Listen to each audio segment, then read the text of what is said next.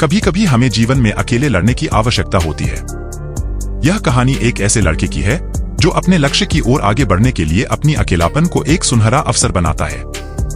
एक समय की बात है, एक छोटे से गांव में एक लड़का रहता था। वह बहुत सपने देखता था और अपने लक्ष्यों की प्राप्ति के लिए प्रयास करने का निरंतर जुनून रखता था, परंतु उसके पास न कोई साथी था, न कोई गाइड करने वाला।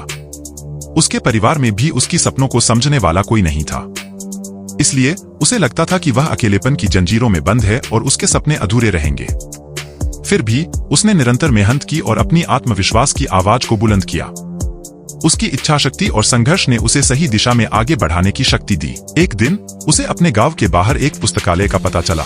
वह आश्चर्यचकित हुआ क्योंकि उसे पहले कभी ऐसी जगह नजर नहीं आई थी। धीरे धीरे उसने उस पुस्तकालय के दरवाजे पर कदम रखा।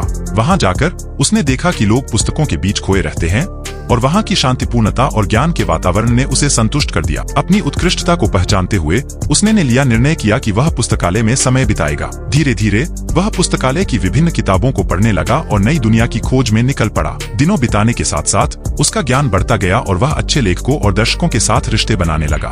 इसी के साथ उसने लिखने का भी मन बना लिया। उसने कई लेख लिखे, जिसमें से उसका एक लेख प्रकाशित हुआ और उसे अवसर मिला अपने लेखकीय कौशल को दुनिया के सामने प्रदर्शित करने का। वह लड़का जिसने कभी अकेलापन को एक रुकावट समझा था, अब एक प्रेरणादायक उदाहरण बन गया। लोग उसे मान्यता देने लगे और वह लड़का अपने लक्ष्यों की ओर अग्रसर होने में सफल हुआ।